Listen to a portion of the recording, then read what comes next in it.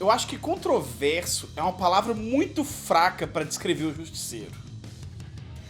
Desde a primeira aparição dele numa revistinha do Homem-Aranha lá em 1974, o serial killer vigilante Frank Castle já matou metade do universo Marvel, já morreu algumas vezes, já virou um anjo, já virou um Frankenstein, já viu a icônica caveira dele virar estampa de camisa, bottom, adereço pra mochila, todo tipo de produto. Eu sempre tive um pé atrás com o Justiceiro, talvez até 2 pés atrás.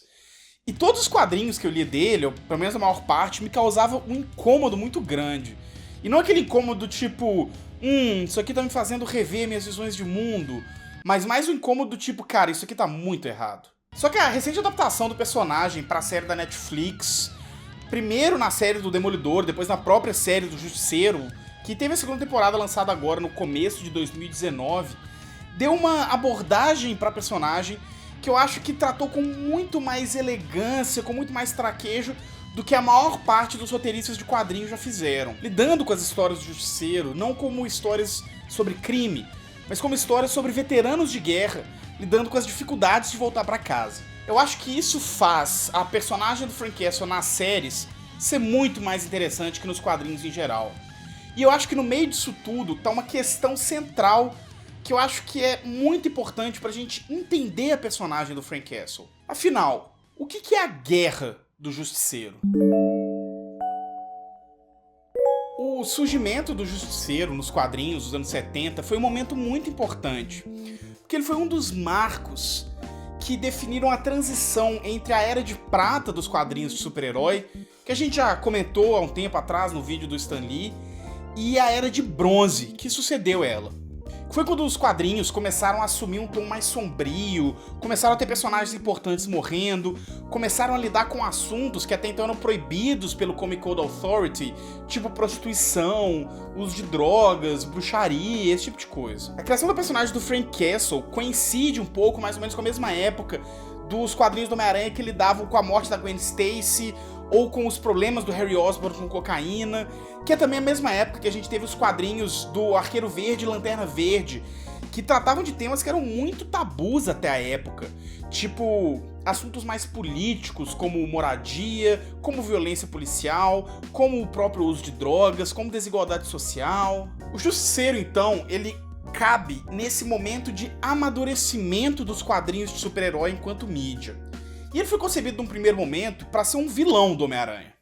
Bom, a história de origem dele já é bastante conhecida, já tem até paródia dela por aí, mas caso você não conheça, ela é basicamente o seguinte. O Frank Castle é um franco-atirador, um veterano dos fuzileiros navais da Guerra do Vietnã, ou da Guerra do Afeganistão, em algumas adaptações, algumas versões mais recentes, que depois de voltar da guerra, ele vê a sua mulher e os seus filhos serem mortos pela máfia. E a partir daí, ele parte numa cruzada, numa missão pessoal de vingança contra toda a criminalidade e passa a travar uma guerra de um homem só contra o tráfico, contra as máfias, contra todo o crime de Nova York. Algumas coisas distinguiam o Justiceiro de outros personagens dos quadrinhos de super-heróis da época. Primeiro, que ele não tinha nenhum superpoder, por assim dizer. Segundo, que ele não usava máscara para esconder a identidade dele. E por fim, e esse talvez seja o traço mais importante dele, ele matava todos os inimigos criminosos que passavam pelo caminho dele. Ou seja, basicamente, o Frank Castle é um psicopata. No primeiro momento dele, ao longo dos anos 70, começo dos anos 80, quando ele era um vilão, ele funcionava muito como um contraponto dentro das histórias a outros personagens heróicos, tipo Homem-Aranha, o Demolidor e tal. Mas ao longo dos anos 80, o personagem foi começando a ganhar mais popularidade, até no final da década ganhar uma revista própria, e um pouco mais pra frente chegou até 4 revistas diferentes, mensais, acontecendo ao mesmo tempo, ao longo dos anos 90.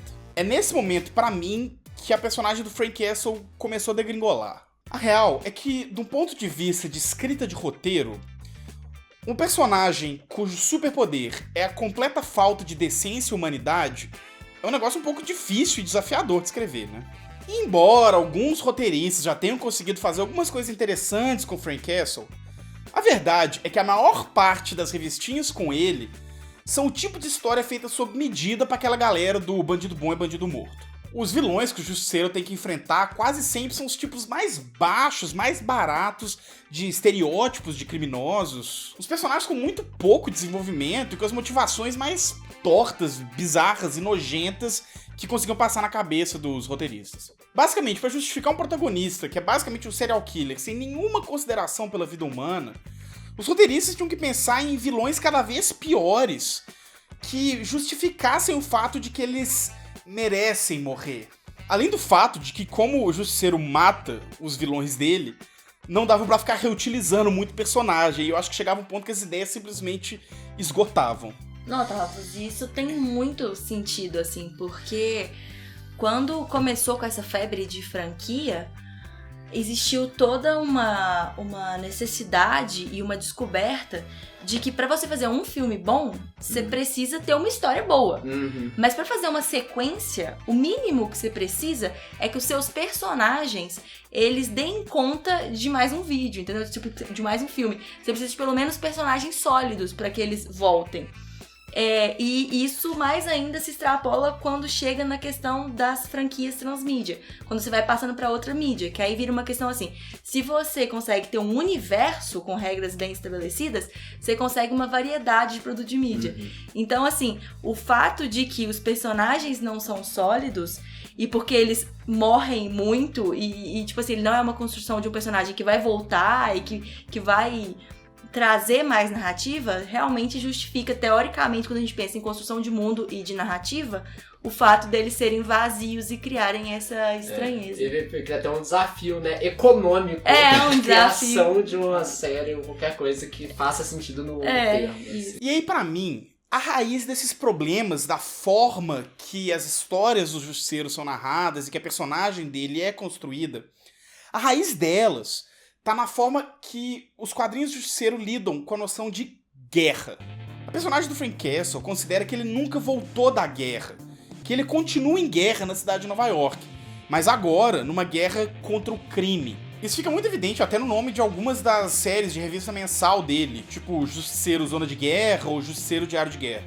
Por um lado, essa ideia de um veterano que nunca volta de verdade da guerra, que fica revivendo o evento traumático da guerra na cabeça dele ao longo de toda a vida, é um recurso de roteiro muito comum, que a gente vê em várias obras diferentes, e que tem um respaldo na realidade, nas experiências reais de veteranos, que tem a ver com o transtorno de estresse pós-traumático, que acomete muitos veteranos de guerra, que eu já até fiz um vídeo a respeito aqui pro canal um tempo atrás. É um tipo de abordagem que a gente já viu em vários lugares, desde, sei lá, dos filmes do Rambo até poetas da Primeira Guerra Mundial. O meu problema com a forma que o Justiceiro lida com essa questão é que ela não fica só nesse plano do trauma, das contradições psicológicas. Essa noção de guerra, ela de fato é ressignificada dentro do quadrinho para deslocar o sentido dela para o contexto da violência urbana. E isso é um problema muito sério. O conceito de guerra é muito difícil, muito amplo, muito controverso, e o fato da palavra guerra ser usada para metáfora para todo tipo de coisa não ajuda. Guerra às drogas, guerra ao crime, guerra fria, guerra dos consoles, guerra cambial. Se tudo isso é guerra, então o que é guerra? A gente pode chamar qualquer tipo de conflito de guerra? Bom, não. Definitivamente não. Ou pelo menos, a gente não deveria. Quando a gente pensa numa situação de guerra, a gente tá falando numa situação de suspensão total da normalidade. Se a gente para pra pensar friamente, a guerra é um momento em que o homicídio é legalizado. De fundo, é isso. E eu sei que parece bem chocante, bem pesado colocar nesses termos, mas a guerra pouco mais é do que o momento em que os agentes do poder, as forças armadas, têm permissão indiscriminada para matar qualquer um que eles considerem um inimigo. A guerra é o estado de exceção por excelência. O estado de exceção, para pegar a definição mais clássica, mais tradicional, é um momento em que todas as restrições ao poder executivo são suspensas. Efetivamente, a guerra é um momento em que o Estado tem poder total de vida e morte sobre qualquer um que eles considerarem um inimigo. Dessa forma, delimitar com mais clareza o que é e o que não é uma guerra é muito importante para delimitar o estado de exceção e impedir que essa concepção se espalhe para toda a eternidade. Bom, vários autores já tentaram e ainda tentam definir exatamente o que é a guerra. A definição mais clássica, mais tradicional, provavelmente é a do Karl von Clausewitz, perpetuada numa frase muito emblemática. A guerra é um ato de força para obrigar o inimigo a se submeter à nossa vontade. Essa definição, obviamente, é muito problemática. Você torturar preso político por participar de um protesto, por exemplo, pode ser legitimado como um ato de guerra, se a gente for por essa ótica. Qualquer forma de violência institucional unilateral seria legitimada, e é legitimada, a partir dessa noção. Não é à toa que o Clausewitz foi o principal teórico militar de todos os países europeus aí ao longo do século XIX e do século XX, principalmente durante as iniciativas imperialistas desses países. Basicamente, o Clausewitz dava ótimas desculpas para justificar por que você tinha que cometer genocídios na África. Eu, pessoalmente, gosto de uma definição mais contemporânea, do Robert O'Connell, que ele serviu por 3 décadas como oficial da inteligência americana e atualmente ele é professor na Escola Naval da Marinha Americana. O'Connell basicamente sistematiza a guerra em 5 aspectos que definiriam o que é uma guerra. O primeiro é a premeditação e um planejamento. Uma guerra, ela não é um ato passional, um rompante de emoções, ela é planejada, ela é premeditada, ela é racionalizada, mesmo que ela nem sempre seja racional. O segundo é uma origem coletiva. Uma guerra não nasce do indivíduo ou de uma família. Ela tem sempre uma origem social, seja via estado, tribo, etnia, classe, qualquer outro tipo de agrupamento. E ela busca resolver problemas de ordem coletiva a partir do uso da força. Depois, uma guerra presume uma direção, um comando, seja dentro daquela estrutura hierárquica militar mais clássica, seja através de algumas outras estruturas mais difusas, tipo de exércitos de guerrilha e tal. A guerra sempre vai ter alguma forma de cadeia de comando, alguma forma de direção, de ordens, alguma estrutura que orienta as direções do conflito.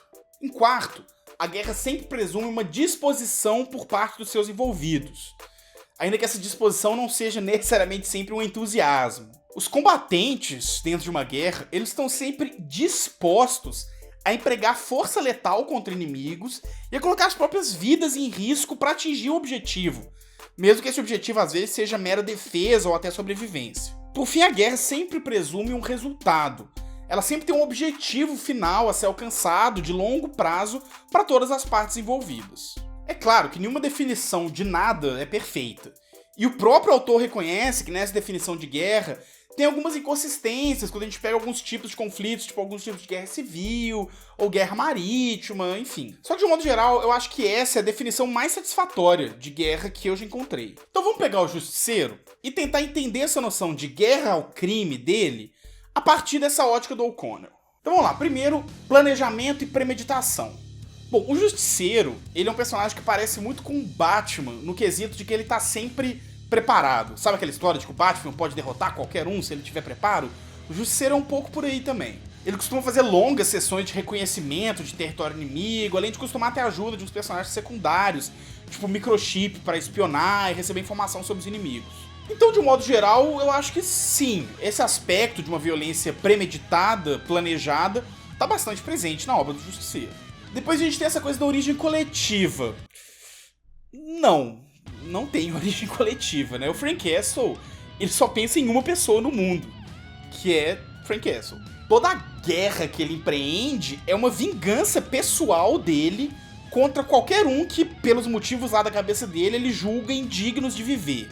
Então, nesse sentido, definitivamente o Frank Castle não está em guerra. Bom, direção, comando.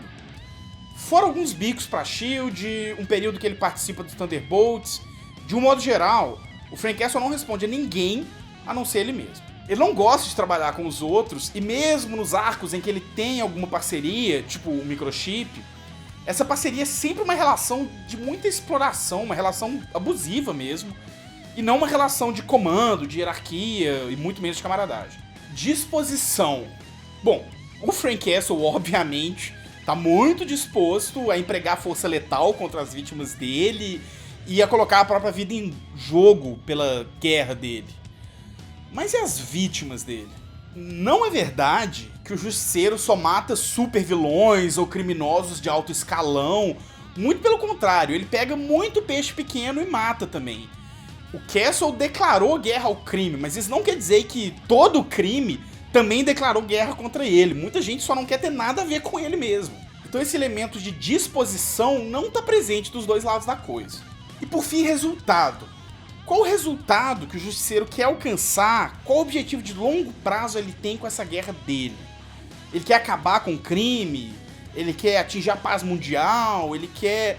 Enfim, na verdade que não. Na verdade que ele não tem um objetivo de longo prazo. O Steve Grant, que é um dos roteiristas que já escreveu para as revistinhas do Justiceiro, coloca isso de uma forma que eu acho muito interessante. Ele fala que o Justiceiro é um personagem heideggeriano, que entende que a vida não faz sentido e que cabe então ao indivíduo buscar o seu maior objetivo pessoal com toda disposição, mesmo sabendo que a morte é a única certeza e que as ações dele, no fim das contas, não significam nada. O Frank não tem objetivo a não ser matança discriminada.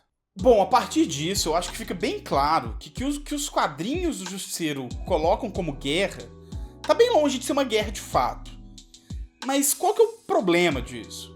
Bom, se a gente vai partir daquela ideia que eu mencionei mais cedo, que a guerra é o estado de exceção por excelência, ampliar o conceito de guerra significa ampliar também a presença do estado de exceção. Significa legitimar esse evento em que o homicídio por parte de forças do Estado se torna uma prática legalizada. E quando a gente fala de algo como a guerra ao crime, que é o que o Justiceiro usa para justificar as ações dele, isso significa que a gente está tratando a segurança pública como uma questão de guerra. Pra gente aqui no Brasil, isso não é novidade. A gente tem diversos órgãos e agentes de segurança pública que insistem na retórica de que existe uma guerra urbana no Brasil, de que os policiais são soldados numa guerra e, bom, a gente tem uma instituição da polícia que o símbolo é uma caveira, né? Parece um pouco familiar? Isso é um problema porque normaliza e legitima as ações do aparato repressivo do Estado, justifica a violência por parte de agentes de segurança contra pessoas como Cláudio Ferreira da Silva, contra Amarildo Dias, contra Marielle Franco. Como alguns autores, tipo Walter Benjamin ou George Agamben, já discutiram, a tendência do estado de exceção é que ele sempre se expanda e passe a ocupar cada vez mais espaço, ao ponto em que, em efeito, o estado de exceção se torna o estado normal das coisas. A banalização do conceito de guerra, perpetuada pelos quadrinhos do Justiceiro, acaba se tornando uma ferramenta ideológica para justificar essa perpetuação do estado de exceção. Não, eu acho muito louco, assim, né, principalmente, pensar que... Vamos extrapolar, não é só sobre, pode matar pessoas, né, mas começa a poder ser ok, invadir, sei lá, privacidade ou qualquer outro tipo de direito, assim, cercear essa questão. Então a gente falava ali da guerra ao comunismo, né, da ditadura militar, por exemplo, as pessoas, às vezes você ia preso sem ver. Ou então, por exemplo, fico pensando na guerra ao terrorismo norte-americano, ao NSA que fica vigiando as suas contas, né, e tudo mais, nos aeroportos e assim por diante. Então, assim, são outras coisas de exceção que também prejudicam a nossa vida, né? E toda a questão da China, né? Que eles estão com esse sistema de reconhecimento facial cabuloso, no qual eles estão submetendo todas as pessoas a uma vigilância, não é um sistema de segurança, é um sistema de vigilância, de coleta de dados, de armazenamento de um banco de dados. A gente, no vídeo do Stallman, a gente até conversou muito sobre essa questão de diferença de vigilância e de segurança, da centralização da informação, né? Enfim, porque por uma justificativa de que isso vai fazer a sociedade funcionar melhor, você acaba gerando vigiando as pessoas, né? Acabando com a liberdade, com a privacidade de todo mundo. É verdade que alguns roteiristas que já passaram pelas revistinhas do Justiceiro tentaram dar uma profundidade, uma dimensão psicológica mais complexa pro personagem, tentaram romantizar menos essa relação do Frank com a guerra dele. Só que, francamente, eu acho que a adaptação que melhor conseguiu resolver essas contradições do personagem do Justiceiro foram as séries da Netflix. E sim, eu tô falando que as séries da Netflix são melhores que os quadrinhos. Quando a gente tá falando da personagem do Justiceiro, claro. Eu acho isso porque, principalmente na série do próprio Justiceiro, os roteiristas acharam uma solução muito inteligente para lidar com esse problema. A série do Justiceiro, ela não é sobre a guerra ao crime, mas sim sobre veteranos de guerra que não encontram seu lugar quando voltam para casa depois do conflito. Embora a gente vê, sim, o Frank Castle indo atrás de alguns mafiosos, de alguns traficantes e tal, isso não é o ponto principal da série. E tá até mais presente na série do Demolidor, quando o Justiceiro aparece, do que na própria série do Justiceiro. Os vilões do Justiceiro, na série da Netflix, são principalmente figuras militares, tipo Billy Russell ou William Rawlins. E os conflitos que guiam a primeira temporada e pelo menos metade da segunda temporada tem muito mais a ver com os atos cometidos pelo Frank no Afeganistão do que com a vendetta pessoal dele contra o crime organizado. O Justiceiro é apresentado pra gente sempre como uma personagem extremamente falha, como um homem quebrado. E o tempo todo a série tenta mostrar pra gente que ele não é tão diferente dos principais inimigos dele, principalmente o Billy Russell. Ao longo da série a gente vê o Frank Castle como o centro de um furacão de decadência moral que vai puxando todo mundo ao redor ali pra dentro. E ao mesmo tempo, a gente vê uma busca por redenção do próprio Frank e de outros veteranos de guerra na forma da busca por um tratamento terapêutico, seja no grupo de autoajuda do Curtis Royal, seja nas sessões de terapia, como as conduzidas pela psicóloga Krista Dumont. O fio condutor das duas temporadas é essa narrativa de superação, de enfrentar os próprios demônios, os próprios medos, de redenção. É claro que a série é pessimista, e que no fim das contas a redenção nunca vem. Só que isso talvez só fortalece o argumento da série, de que o Frank Castle é um sociopata, que ele é um homem quebrado, permanentemente destruído psicologicamente, emocionalmente, pelos atos inomináveis que ele cometeu em guerra. Quando a série busca entender o Frank Castle não como um justiceiro implacável, mas como um veterano quebrado pela experiência de guerra, ela consegue ao mesmo tempo não normalizar o estado de exceção, consegue denunciar os horrores da guerra, consegue explorar a personagem, a psique da personagem de uma forma muito fascinante, tudo isso com uma profundidade que honestamente eu nunca vi em nenhuma revista do Justiceiro. Você com certeza já ouviu, talvez já tenha até falado, aquela bobagem de que o livro é sempre melhor que o filme, o original é sempre melhor que o remake. E serião, essa é uma das maiores bobagens que alguém pode falar sobre qualquer produto de mídia. E eu acho que a série do Justiceiro é uma super prova disso. Bom, todas as séries da Marvel da Netflix estão sendo canceladas e tá chegando a hora da gente dar adeus pra esse pequeno pedaço do universo cinemático da Marvel que nos trouxe obras tão boas e outras nem tanto. Eu, de um modo geral, tô lamentando bastante esse fim, porque eu acho que mesmo as séries mais ou menos estavam começando a tomar um direcionamento interessante nas últimas temporadas. E você, como você tá sentindo com esse cancelamento? Você chegou a ver essa segunda temporada do Justiceiro? O que você achou dela? Vamos seguir conversando nos comentários. E se você acabou de chegar aqui no canal, aproveita para se inscrever e não deixa de curtir o vídeo e ativar o sininho para receber sempre as notificações. Um beijo no coração e até mais!